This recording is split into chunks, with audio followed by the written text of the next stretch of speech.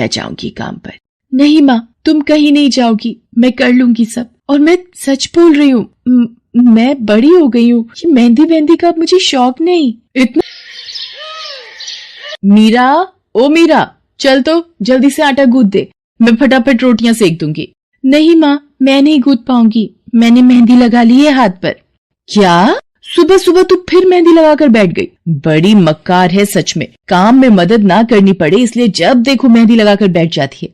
चल जल्दी से हाथ धोकर आ मेरे पास, मुझे काम पर जाने के लिए देर हो रही है। माँ बस आज कर लो ना, देखो ना मैंने कितनी मेहनत से कितना सुंदर डिजाइन बनाया है। लेकिन जैसे ही उसकी नजर मीरा के हाथों पर पड़ती है, उसका गुस्सा पल भर में गायब हो जाता है। वो मीरा से कहती है, अरे वाह मीरा, तूने तो बड़ी सुंदर मेहंदी लगाई है। हाँ माँ, वो शांति दीदी ने मुझे एक किताब दी थी कल, उसमें बड़े सुंदर सुंदर डिजाइन बने हैं, बस उसी में से देखकर लगाई है मैंने। सुंदर है ना? हाँ बहुत सुंदर है।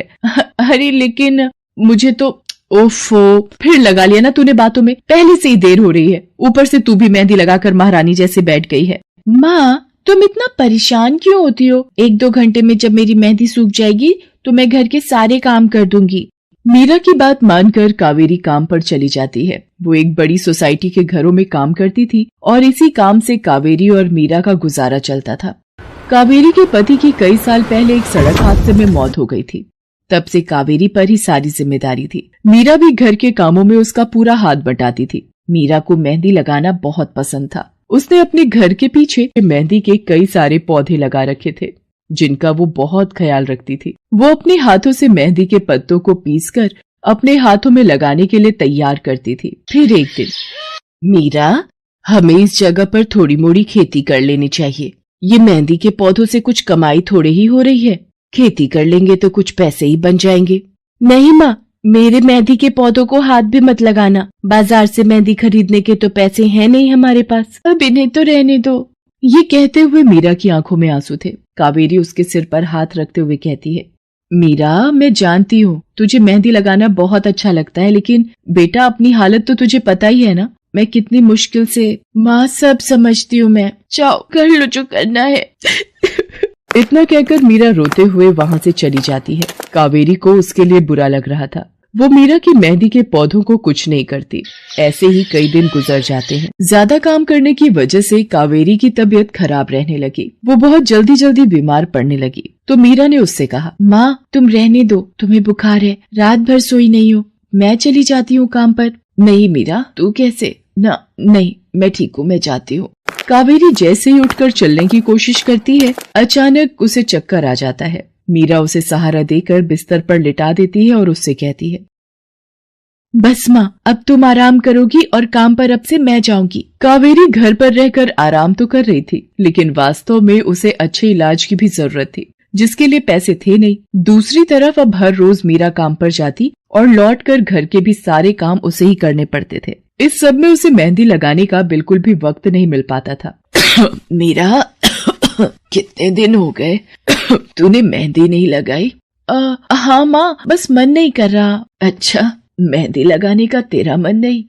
मैं सब जानती हूँ। मैंने बिस्तर पकड़ लिया है और मेरी फूल सी बच्ची पर सारे काम पड़ गए हैं। अब बस बहुत हो गया आराम। मीरा जा, तू जाकर मेहंदी लगा ले, आज मैं जाऊंगी काम पर। नहीं माँ, तुम कहीं नहीं जाओगी, मैं कर लूंगी सब। और मैं सच बोल रही हूँ, मैं बड़ी हो गई हूँ, ये मेहंदी वेहंदी का मुझे शौक नहीं। इतना कहकर मीरा काम पर जाने के लिए घर से निकल जाती है। कावेरी की आंखों में आंसू आ जाते हैं। मीरा सोसाइटी के कई घरों में काम करती थी। उन्हीं में से एक घर आरती का भी था। उसके घर पर तीज का त्योहार बड़े धूमधाम से मनाया जाता था। तीज की तैयारियों में मीरा भी मदद कर रही थी। इसी बीच, अरे ऐसे कैसे? मैंने सारे रिश्तेदारों को बुला लिया है, मेरी सारी फ्रेंड्स भी आने वाली हैं। मैं क्या कहूँगी उन्हें? फोन पर काफी देर बहस करने के बाद आरती फोन रख देती है। उन्हें उदास देखकर मीरा उससे पूछती है, क्या हुआ मैडम जी, आप कुछ परेशान लग रहे हो? हाँ मीरा, बड़ी मुसीबत हो गई। कल तीज का फंक्शन है, मैंने सबको मेहंदी लगवाने के लिए यहीं बुला लिया है और आखिरी मौके पर ये पार्लर वाली धोखा दे गई। कह रही है कल नहीं आ पाएगी। अब क्या होगा? इतनी जल्दी कौन तैयार होगा सबको मेहंदी लगाने के लिए? मैडम जी, वैसे मैं भी ठीक ठाक मेहंदी लगा लेती हूँ। अरे हाँ, कावेरी ने मुझे बताया तो था एक बार कि तुझे मेहंदी लगाने का बहुत शौक है। वैसे मुझे तो कोई परेशानी नहीं है, तू देख ले बेटा, बहुत सारे हाथ लगाने होंगे और मेहंदी बढ़िया लगनी चाहिए सबके। आप बिल्कुल चिंता मत करिए मैडम जी, मैं सब अच्छे से करूँगी। बहुत दिनों बाद मीरा के चेहरे पर खुशी थी। उसने घर पहुंचते ही मेहंदी के खूब सारे पत्ते तोड़कर पत्थर पर पीसना शुरू कर दिया। ये देखकर कावेरी ने मीरा से कहा, अरे मीरा, शाम हो गई है, अब मेहंदी मत लगा, मौसम भी ठंडा है बेटा। ये मेहंदी मैं अपने लिए नहीं पीस रही माँ, वो 5वें फ्लोर वाली मैडम जी है ना, कल उनके यहाँ लगानी है। अच्छा बेटा, पर ध्यान से बेटा, वो बड़े लोग हैं, कोई गलती ना हो जाए। माँ तुम बिल्कुल चिंता मत करो, मेहंदी लगाने में मुझसे कभी कोई गलती हो ही नहीं सकती। मीरा खूब सारी मेहंदी तैयार करके अगले दिन आरती के घर पहुंच जाती है। वो अपनी मेहंदी को कोन में भरने लगती है कि तभी आरती की एक फ्रेंड आरती से, आरती, ये किसे बुला लिया तुमने? मैंने जिस पार्लर का नंबर दिया था तुम्हें, उससे बात नहीं हुई क्या? हुई तो थी, लेकिन उसने आखिरी वक्त पर मना कर दिया। तुम बिल्कुल चिंता मत करो, ये मीरा है, मेरी हाउसमेड है ना कावेरी, ये उसी की बेटी है, बहुत अच्छी मेहंदी लगाती है ये। ओफो आरती, तुम भी ना, पार्लर की बात अलग होती है, उन लोगों का मटेरियल ब्रांडेड होता है, मेहंदी के रचने की गारंटी मिलती है वहाँ से। और इसकी मेहंदी तो मुझे कुछ समझ नहीं आ रही, इस पर तो कोई लेबल तक नहीं है, अगर कुछ गलत रिएक्शन हो गया हाथों पर तो। आप बिल्कुल चिंता मत कीजिए मैडम जी, ये मेहंदी मैंने खुद पीस कर तैयार की है, मेरे पास बहुत सारे मेहंदी के पौधे हैं, इसमें कुछ भी ऐसा नहीं है जो आपके हाथों को नुकसान दे। ना भाई ना, सॉरी आरती, बट मैं अपने हाथों को लेकर कोई रिस्क नहीं ले सकती, तुम सब लगवाओ, मैं तो पार्लर जाकर ही लगवाऊंगी।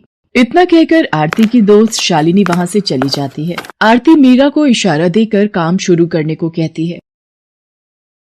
अरे वाह, मानना पड़ेगा, इस बच्ची ने कमाल की मेहंदी लगाई है। मुझे तो नहीं लगता कि इस मेहंदी का वैसा रंग आएगा जैसा पार्लर वाली मेहंदी का आता है। अब बस भी करो शालिनी, मेहंदी कैसी रचेगी ये कल तक पता चली जाएगा ना, बच्ची है वो, उसे इस तरह डराओ तो मत। अरे मुझे क्या, मेरे हाथ कौन सा खराब होने वाले हैं, तुम ही लोग लगवाओ और तुम ही भुगतना। शालिनी गुस्से में वहाँ से चली जाती है। उसे पूरा यकीन था कि मीरा की मेहंदी रचेगी नहीं, साथ ही हाथों पर उसका गलत रिएक्शन भी हो सकता है, लेकिन जो हुआ वो इससे बिल्कुल अलग था। अगले दिन मीरा के घर पर, अरे मैडम जी, आप यहाँ, आपने तो आज काम पर आने के लिए मना किया था ना, मैं इसीलिए नहीं आई। हाँ हाँ, कल तुम कितना थक गई थी, इसीलिए मैंने आने को मना किया। मैं यहाँ तुम्हें काम पर बुलाने नहीं बल्कि किसी और काम से आई हूँ, अंदर नहीं बुलाओगी? अरे माफ कीजिएगा मैडम जी, आइए अंदर आइए। आरती को देखकर कावेरी भी बिस्तर से उठकर खड़ी हो जाती है। आरती के साथ उसकी दोस्त शालिनी भी थी। मीरा उन दोनों को पानी देते हुए कहती है, ये लीजिए मैडम जी, मेहंदी तो ठीक से रची ना मैडम जी? ये तुम्हें मैं नहीं, शालिनी बताएगी। फिर शालिनी अपने हाथ मीरा की तरफ बढ़ा देती है। उसके हाथों पर कई जगह छाले पड़े हुए थे। ये देखकर मीरा उससे कहती है, अरे ये क्या हुआ मैडम जी? मैंने तुमसे मेहंदी नहीं लगवाई, उल्टा तुम्हारा अपमान करती रही, उसी की सजा मिली है मुझे। मैंने सबसे महंगे वाले पार्लर में जाकर मेहंदी लगवाई। मैंने उनसे जोर देकर कहा कि मेहंदी का रंग बहुत बढ़िया आना चाहिए। इस चक्कर में उन्होंने पता नहीं क्या क्या मिला दिया मेहंदी में, और मेरे हाथों का ये हाल हो गया। और दूसरी तरफ तुम्हारी मेहंदी, जिसने भी लगवाई उसके हाथों की रंगत ही अलग है। देखो आरती के हाथ देखो जरा।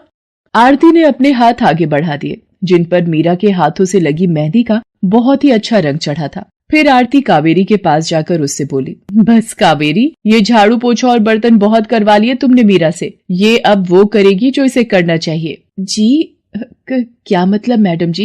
ये अब मेहंदी लगाएगी सबके हाथों पर। हमारी एक दोस्त का अपना ब्यूटी पार्लर है, उसे मीरा का काम और उसकी मेहंदी की क्वालिटी बहुत अच्छी लगी। वो मीरा को अपने यहाँ काम देना चाहती है, अच्छे पैसे भी देगी वो मीरा को, और तो और वहाँ रहकर मीरा पार्लर के दूसरे काम भी सीख पाएगी।